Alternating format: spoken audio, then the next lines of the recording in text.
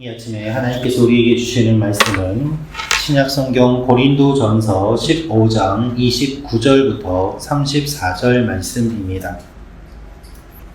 바울은 계속해서 부활이 실제로 있음을 설득하며 이 말씀을 기록하고 있습니다.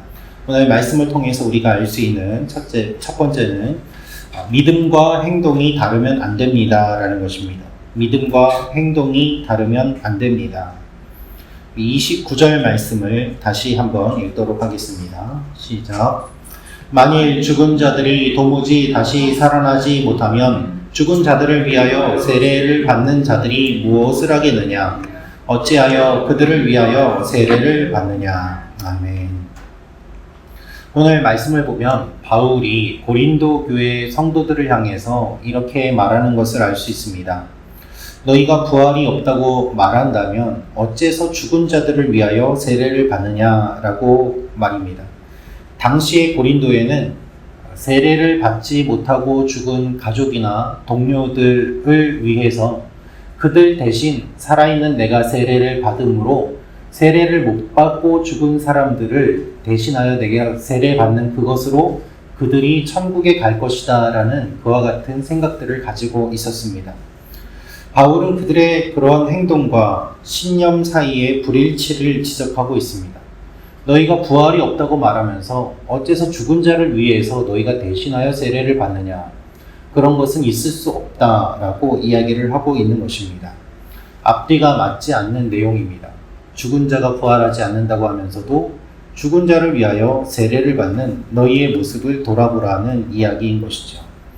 여러분, 죽은 자를 위해서 세례를 받는다고 한다면 부활이 있다고 믿던지 아니면 부활이 없다고 그렇게 믿었다면 죽은 자를 위하여 굳이 세례를 받을 필요도 없지 않느냐라는 논리입니다. 우리는 우리의 신념에 따라서 행동합니다. 그러나 실제로 우리가 살아가는 모습을 보면은 우리의 신념과 우리의 행동이 모순될 때가 참 많이 있습니다. 주님을 믿는다고 하면서도 믿지 않는 사람과 같이 살아갈 때도 많이 있고 또한 우리의 생각과 신념과는 정반대의 모습을 어쩔 수 없이 할 수밖에 없는 그와 같은 일들도 우리의 삶에 많이 있습니다. 그래서 우리의 믿음은 우리의 행동으로 나타난다는 것을 우리는 기억해야만 합니다. 결국 우리의 행동을 통하여서 사람들은 우리가 무엇을 믿는지를 알게 되기 때문입니다. 무엇을 믿는다고 말로 하는 것이 아니라 무엇을 믿는가를 행동으로 보여줄 때 사람들은 그것을 통하여서 그의 믿음을 알게 됩니다.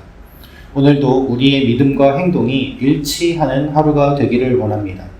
오늘 말씀에 기록된 것처럼 믿음과 행동이 다른 모습이 아니라 믿음과 행동이 일치하여 하나님께 영광 돌리는 오늘 하루가 되기를 주님의 이름으로 축원합니다. 두 번째로 알 수 있는 것은 부활이 없다면 사도의 고난은 헛수고입니다 라는 것입니다. 부활이 없다면 사도의 고난은 헛수고입니다. 우리 고린도전서 15장 30절부터 32절 말씀 다시 한번 읽겠습니다. 시작. 또 어찌하여 우리가 언제나 위협을 무릅쓰리요? 형제들아, 내가 그리스도 예수 우리 주 안에서 가진 바 너희에 대한 나의 자랑을 두고 단언하노니 나는 날마다 죽노라. 내가 사람의 방법으로 에베소에서 맹수와 더불어 싸웠다면 내게 무슨 유익이 있으리요? 죽은 자가 다시 살아나지 못한다면 내일 죽을 터이니 먹고 마시자 하리라. 아멘. 바울은 복음을 전하며 많은 위협을 받았습니다. 에베소에서 맹수와 더불어 싸웠다면 이라는 말은 그를 죽이려고 했던 거센 대적들의 공격을 의미합니다. 바울은 이렇게 물어보고 있습니다. 부활이 없다면 내가 받았던 그 고난은 도대체 무슨 의미가 있는가? 내가 지금 겪고 있는 이 고난은 어떠한 의미가 있는가? 내가 왜 이런 고난을 감수해야 하는가? 만일 죽어서 끝이라면 내일 죽을 터이니 그냥 오늘 먹고 마시자고 하는 것이 더 합리적인 선택이 아닌가라는 질문입니다. 그러나 바울은 부활에 대한 소망이 있기 때문에 자신이 겪은 모든 고난과 환난은 분명한 의미가 있는 것이고 이 땅에 먹고 마시는 것만이 아니라 영원한 천국을 소망하며 살아간다고 고백하고 있습니다. 부활신앙은 우리에게 미래를 약속합니다. 우리가 어떻게 살아야 되는지를 알려주고 우리 삶의 방향을 알려줍니다. 바울은 날마다 죽는다라고 이야기를 합니다. 이것은 영적으로 자신을 부인한다는 뜻만은 아닙니다. 실제로 복음 때문에 많은 성도들이 순교하였고 자기 자신도 매일 죽는 것 같은 이와 같은 고난 가운데 있기 때문에 나는 날마다 죽는다라고 이야기를 하게 되는 것입니다. 이런 고난을 받는 바울의 입장으로서는 당연히 물어볼 수밖에 없습니다. 안락한 가운데 신앙생활을 하는 고린도 교회 성도들이여, 그렇다면 나는 이렇게 힘들게 복음을 전하면서 핍박을 받고 있는데 나의 고난은 의미가 없다는 말입니까? 부활이 있기 때문에 그는 고난을 이길 수 있습니다. 여러분, 우리의 삶도 마찬가지입니다. 우리의 삶에 많은 어려움과 환난과 고난이 있습니다.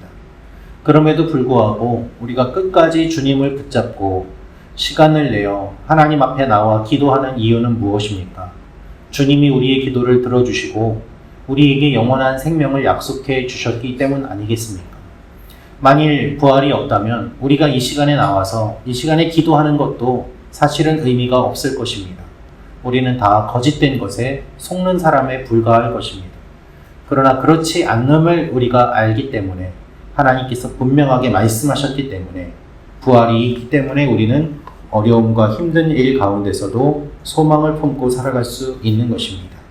이것을 기억하며 하나님 앞에 오늘도 승리를 소망하고 영원한 천국을 소망하며 나아가는 여러분과 제가 되기를 원합니다.